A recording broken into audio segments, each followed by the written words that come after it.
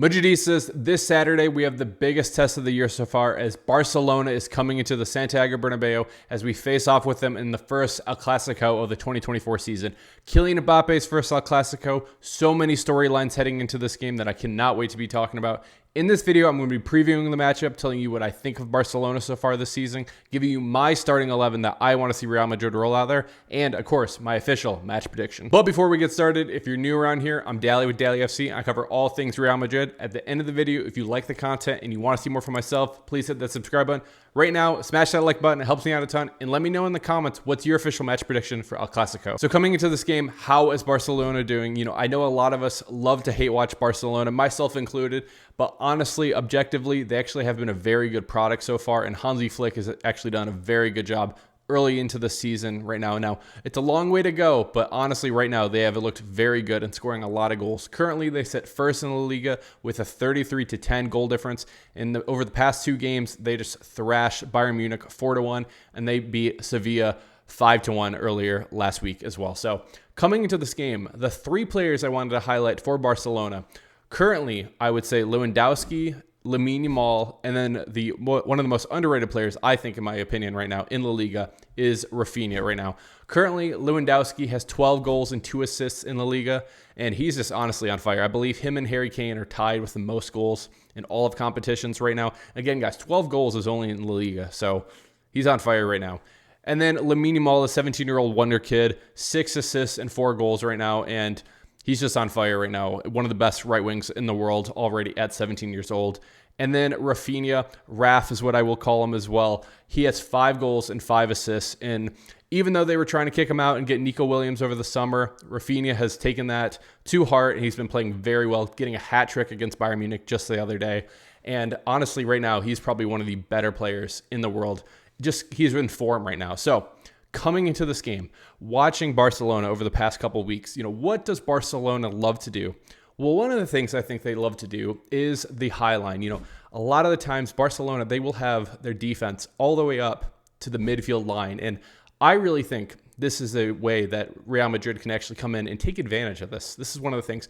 I do think they have a very good attack. As you can tell, they're scoring a ton of goals in all of these games. I do think that their attack has been very good. I mentioned Rafinha, Lewandowski, and Lamine Yamal. Those three in particular, I think if you can somehow limit those three, I think that Real Madrid has a really good chance of not only, equalizing this game, I think really winning this game big time. Because I do think that some of their defense is pretty, a little vulnerable. They have a 17-year-old starting at center back. I forget his name off the top of my head.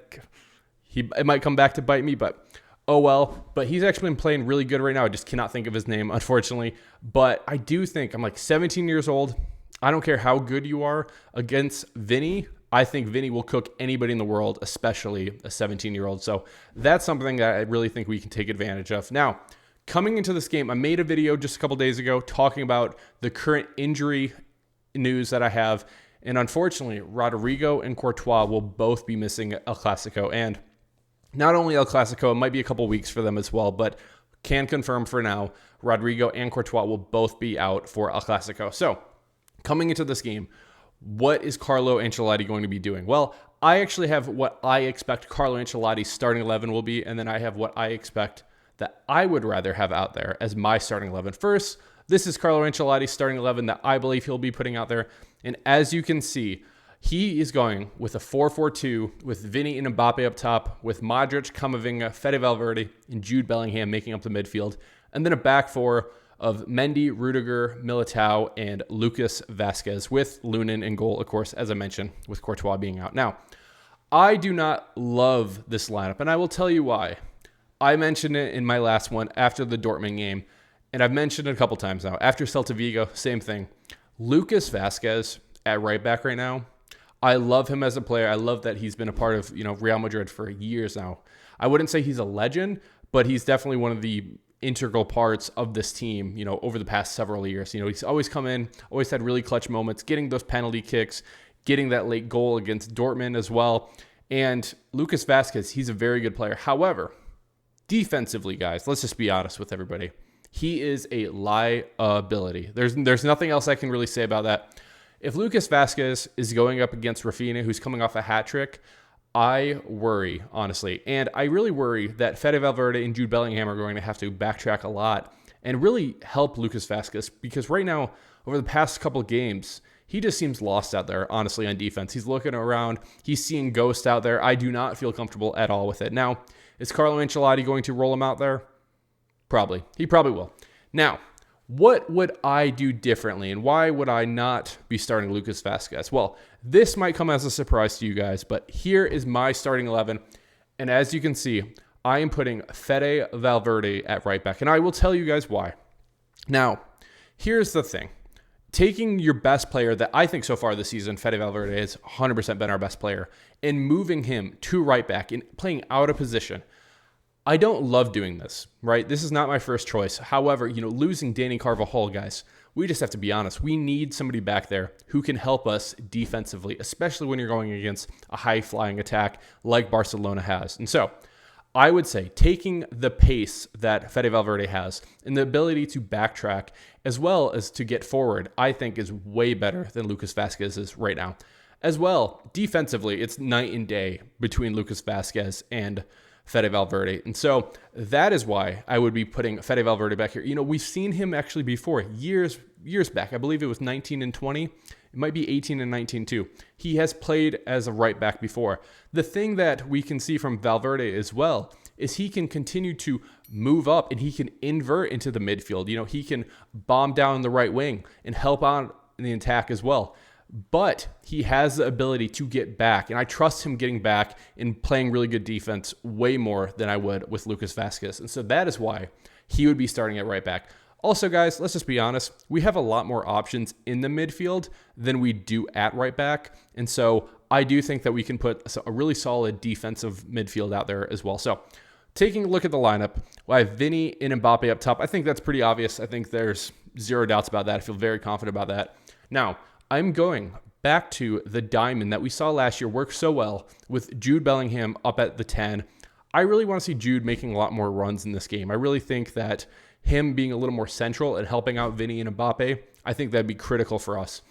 And then I'm putting Tchouaméni at CDM, and I'm putting him there because I think he's more of a wall. He can distribute, and I really want his defensive, presence out there as well. Now, I'm starting Luka Modric and Camavinga as the left center mid and the right center mid, and I will tell you why.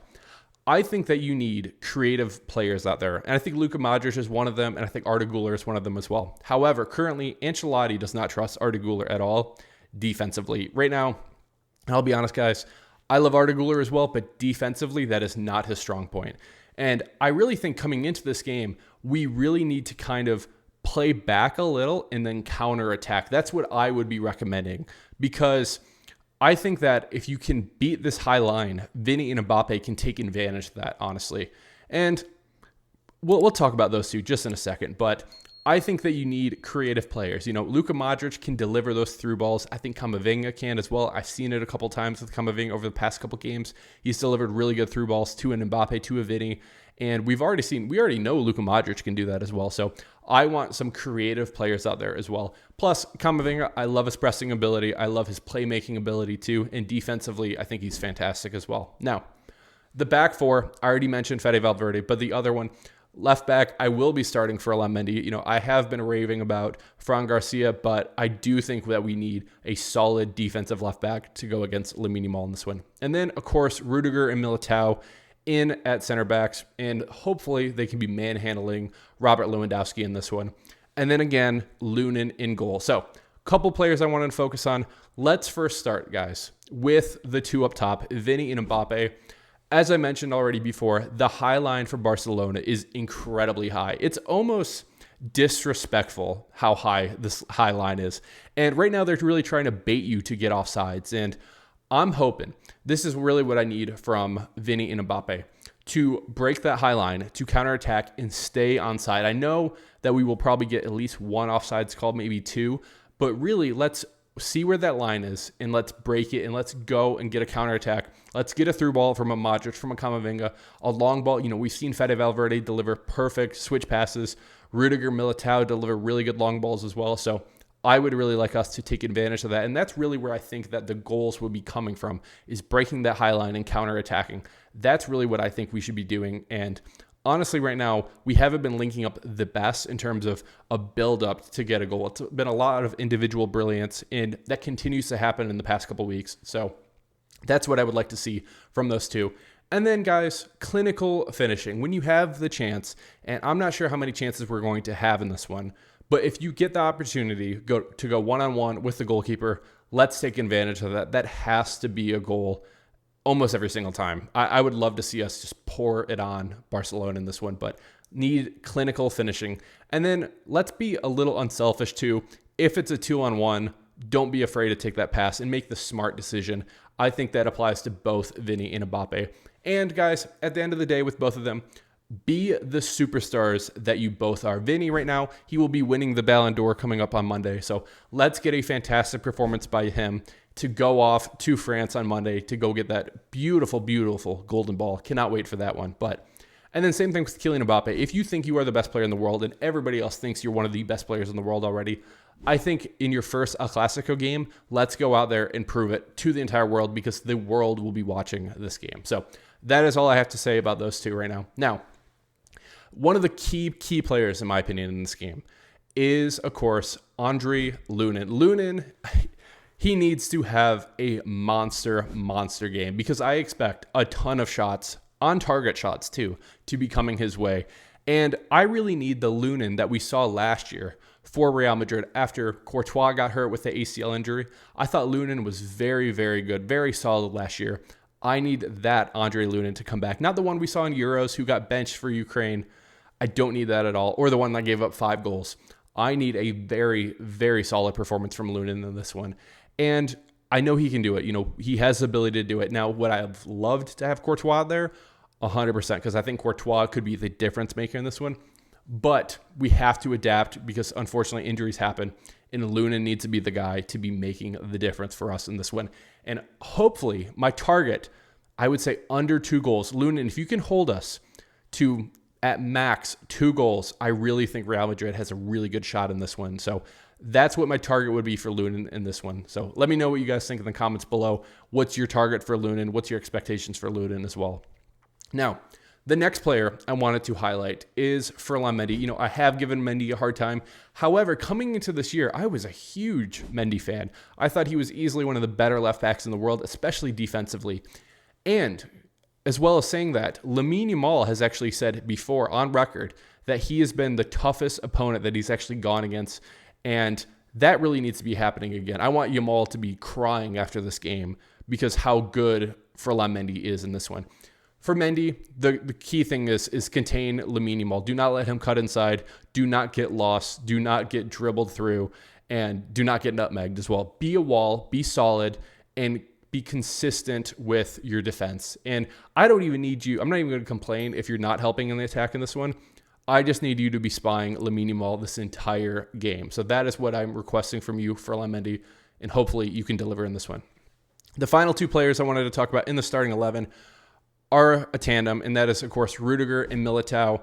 Both of the center backs have to be key in this one. I think key in a couple of different areas. Key in the defense and just guarding Lewandowski, making sure he's not getting any easy free tap-ins, any free headers. I want to get contested every single time.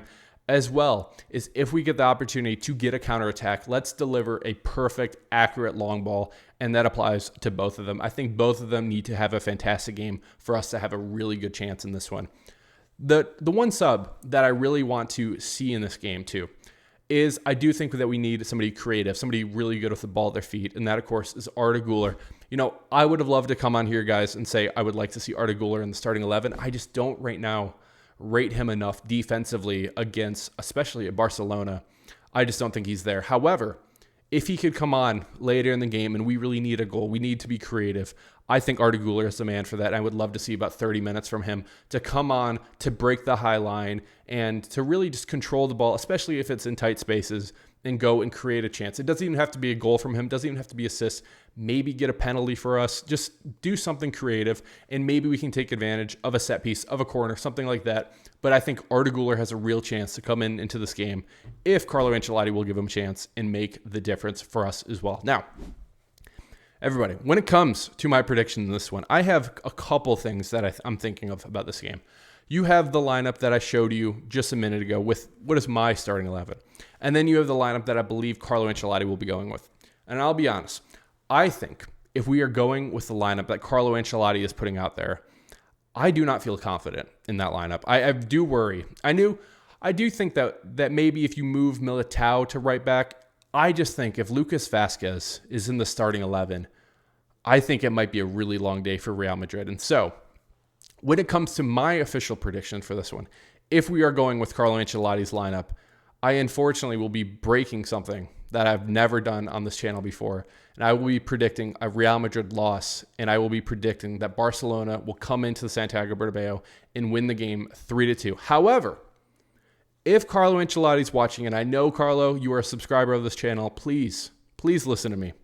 If you can make the changes that are necessary in this game, I don't only think that we can win. I think we can dominate this Barcelona team. I think they're talented. I think they can score goals. But if they're going against elite players in every single position, I rate us higher. And I think plus having the Santiago Bernabéu being at home, I would give us the edge. And so if Carlo Ancelotti goes with my starting 11, I believe that Real Madrid can win this game 3-1. And so I will be going with Real Madrid winning the game 3-1 if Carlo listens to me. So let me know what you guys think in the comments below. I will be live right after the Real Madrid match.